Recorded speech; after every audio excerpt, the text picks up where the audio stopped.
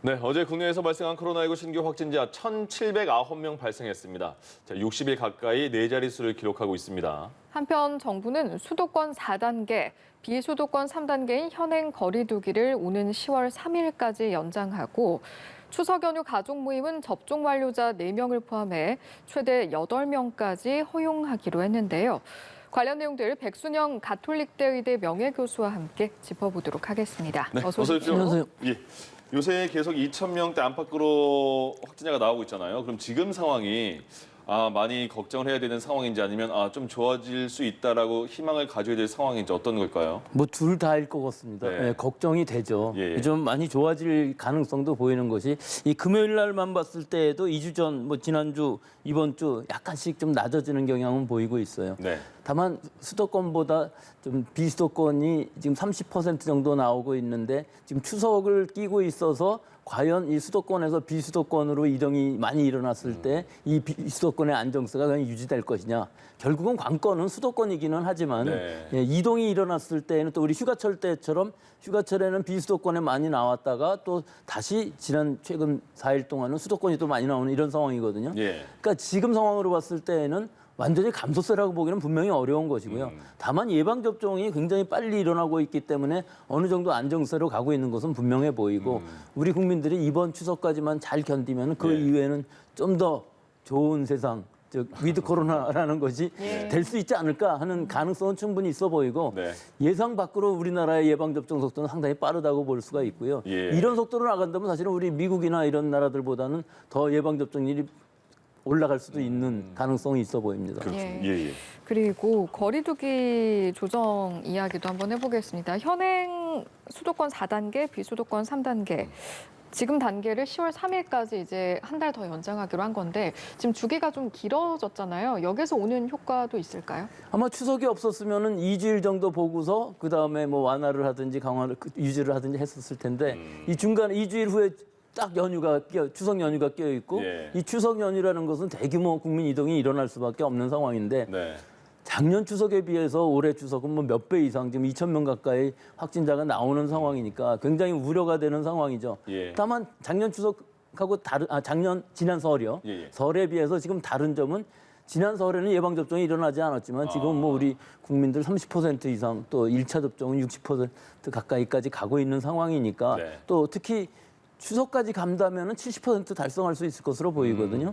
그렇기 때문에 여러 가지 면으로 봤을 때 지금 완화하는 것은 뭐 어쩔 수 없어 보입니다만은 우려도 깊죠. 예. 지금 2,000명이나 나오는 상황에서 과연 이거 완화를 했을 때 우리 국민들이 받아들이는 메시지는 어떤 것일까 하는 것이 더 중요할 것 같아요. 네. 예. 실제로 뭐 몇 명이 모이느냐, 뭐 몇 명을 갈 수 있느냐 이런 것들보다도 예. 우리 국민들 전체가 방역 의식이 해이해졌을 때에 이 방역 통제가 과연 무너지지 않고 일본 나라 이웃과 같은 그런 일이 일어나지 않고 잘 통제가 되고 우리가 이 고비를 잘 넘어가서 위드 코로나를 할 수 있는지 이것이 뭐 항상 2주지만 앞으로 2주간의 경과에 따라서 예. 그것이 결정될 것으로 보입니다. 예. 그렇군요.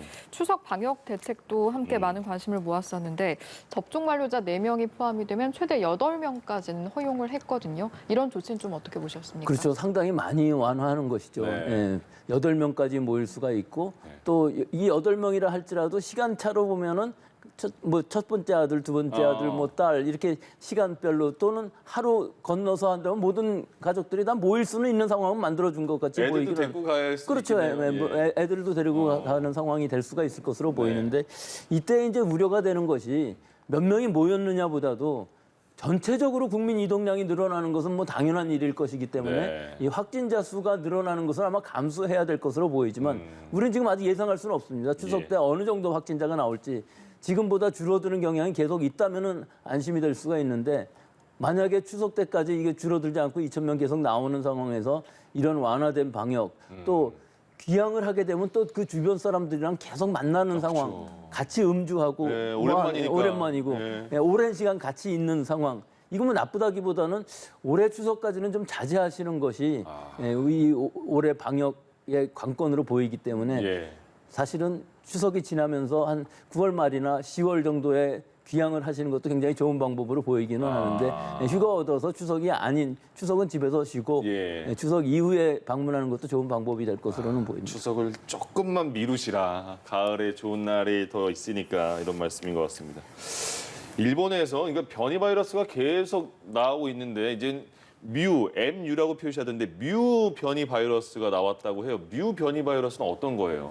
이게 뭐 아직까지 전 세계적으로 39개국에 퍼져 있기는 합니다만은 네. 전체적으로 확실하지는 않습니다. 어떤 독성을 가지고 있는지 전파력이 어떤지 면역 회피는 어느 정도 되는지 잘 알 수는 없습니다만은 예. 지난 1월 달에 콜롬비아에서 발견이 되어 갖고 확산이 되기 시작했는데 네. 현재 콜롬비아만 해도 39%를 차지하고 있고요. 에콰도르도 13% 정도인데 남미, 유럽 등에 널리 퍼져 있기는 하고요. 또 그러니까 발견은 계속 된다는 것이고요. 네, 예. 미국에도 있고요. 일본의 경우가 특이한 경우인데요. 네. 6월, 7월경에 2명 정도가 발견이 됐다고 그러는데 이게 돌파 감염이라든지 사망자까지 나온 상황이기 때문에 이웃 나라 일본에 들어와 있다 그러면은 네. 우리나라도 입국한 사람들 중에 있을 수도 있고 또 국내에도 있을 수 있는 가능성이 있는데 아직까지 이 검사가 제대로 이루어져 있지는 않기 때문에 알 수는 없습니다만은 이 바이러스의 어떤 특성들은 많이 알려져 있지는 않지만 WHO에서 이것을 관심 변이로 지금 지정을 해놓고 보고 있기 때문에 이것이 남아공 변이라든지 여러 가지 변이들이 다 합쳐져 있는 상황이라 예. 이 유전자 자체만 보면 굉장히 위험한데 실제로 전파력을 보면 아직까지는 그렇게 빨리 발전하고 확산되고 있는 상황은 아니기 때문에 아직까지는 우리가 열심히 좀 관찰을 해야 될 그걸 진짜 관심 변이라고 볼 수 있습니다. 네, 변이가 지금 델타 변이가 계속 확산되는데 다른 변이가 확산될 가능성 어떻게 보시는지요? 네, 물론 앞으로도 얼마든지 있을 수가 있죠. 환경에 더 잘 적응하는 바이러스가 나오면은 바로 치환되고 빠르게 우세종이 됩니다. 예. 지금 우리가 얼마 전까지만 해도 알파 변이가 대부분이었어요. 영국 맞습니다. 변이요. 대부분이었었는데 델타 변이로 바뀌는데 한 2달 정도밖에 안 걸렸어요. 네네. 그런데 알파 변이는 거의 없어지지 않습니까? 대부분의 국가들이 거의 100%에 가까운 이 우세종이 되는 상황이고 우리나라도 지금 94%를 넘어가고 있는 상황이거든요. 예. 그러니까 일단 이런 전파력이 강하고 또 환경에 잘 적응할 수 있는 바이러스가 나타난다면은 이 지역 사회에서 빠르게 확산되고 원래 있던 것들은 뭐 거의 도태되는 상황이 되는 수밖에 없기 때문에 실제로 이런 우세종이 나타날 가능성이 있고 예. 또 이 독성에 관한 문제들은 사실은 독성이 너무 강하게 되면은 사실은 전파력이 큰 문제가 안 됩니다. 왜요? 강해서 중증이 되게 되면 입원을 하든지 뭐 사망하든지 하면 접촉할 가능성이 없어지잖아요. 격리가 되는 상황이 돼서요. 그렇기 때문에 독성이 너무 강해지는 것은 사실은 전파 우세종이 되는 데에는 문제가 생길 수가 있지만 네. 지금 이 델타 변이주는 양쪽에 아주 적당하게 돼 있습니다. 전파력은 굉장히 빠른데 독성도 입원할 확률은 굉장히 높지만 예. 일반적으로 무증상인 환자들이 많이 걸어 다니면서 전파력은 3배 이상 강한 상황이 되기 2배 내지 3배 정도 강한 상황이 됐기 때문에 네. 지금 전 세계적으로 우세종이 되어 있고 우리나라에서는 뭐 더 이상 그것이 델타냐 아니냐 검사할 필요도 없어졌습니다. 뭐 이미 전부 델타이기 때문에 예. 그런 부분에 있어서는 새로 나올 수 있는 변이주들에 대한 모니터링은 확실히 더 하는 것이 중요한 시기라고 보겠습니다. 예. 그리고 다음 주부터 전면 등교가 예정이 됐던 대로 이제 시행이 될 방침인데 좀 안전한 등교를 위해서 추가적으로 필요한 방역 대책이나 조치들이 있을까요?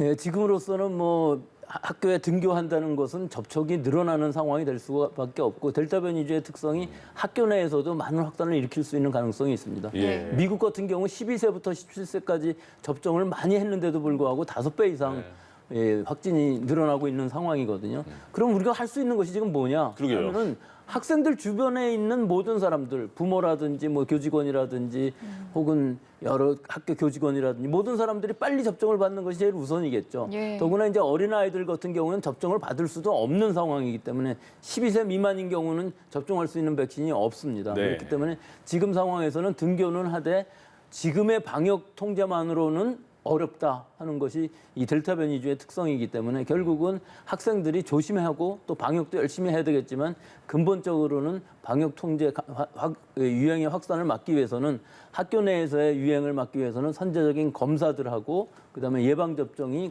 관건이라고 하겠습니다. 네. 모더나사는 이게 뭐 기업 자체가 큰 기업이 아니라서 뭐 나름대로 이유는 있겠지만 줄 수 있다고 했다가 잘 모르겠다고 했다가 백신이요.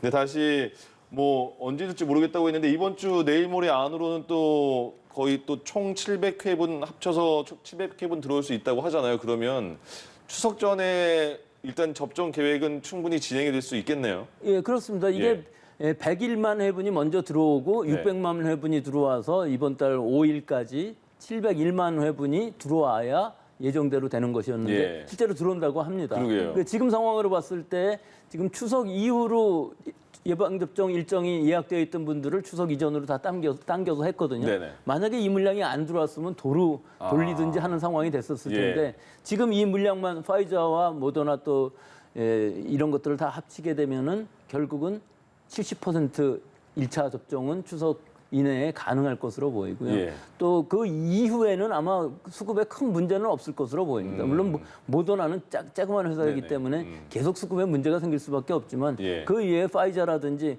혹은 노바백스가 승인을 받는다면은 우리는 부스터 접종으로는 노바백스 같은 거 하는 게 최상의 시나리오이긴 한데 예. 이게 뭐 전세적으로 봐서도 연내에 승인받기는 어려워 보여서 이 가능성은 좀 빼는 것이 좋겠습니다. 지금 이제 추석 이후에 접종자 예약된 사람 좀 당겨서 맞기로 했잖아요. 맞는 분도 계시고. 근데 일부에서는 또 부작용 얘기를 좀 많이 하니까 좀 맞기를 꺼려하는 분도 있는 것 같아요. 그거 좀 빨리 맞는 게 좋지 않나 싶은데 어떠세요? 지금으로서는 모든 접종 받을 대상인 사람들은 빨리 맞는 게 최고죠. 예. 지금 이 델타 변이주라는 건 1차가 아니라 2차 접종까지 다 맞춰야 감염 예방력이 생기기 때문에 일단은 예방 접종을 받게 되면은 부작용 사례보다도 엄청난 효과를 볼 수가 있는 것이 네. 감염이 된다 할지라도 증상이 나타나거나 혹은 입원하거나 위중증 가거나 사망하는 확률이 굉장히 적어지기 때문에 예. 아주 간단하게 돌파 감염이 나타났다 할지라도 오히려 부스터샷을 맞았다고 생각할 정도가 될 수 있기 때문에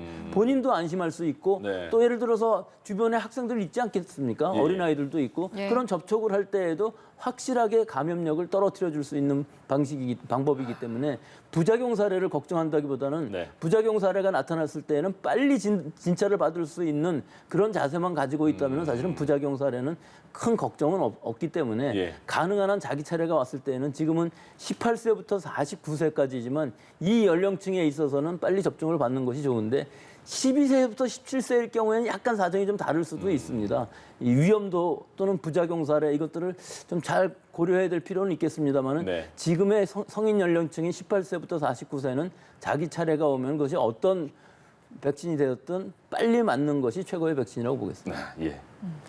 이건 어떻게 보시는지 궁금한데 이제 접종을 하고 부작용 증상이 생겼을 때 내가 접종을 한 의원을 좀 찾아가면 좋지만 상황이 여의치 않을 경우에는 증상에 따라서 좀 어디로 가야 할지 혼란스러운 경우도 있는 것 같아서요. 예, 지금 제일 큰 문제가 아마 그건 것 같습니다. 네. 예를 들어서 파이자 백신을 혹은 모더나 백신을 맞았는데 심근염 증상이 나타났다.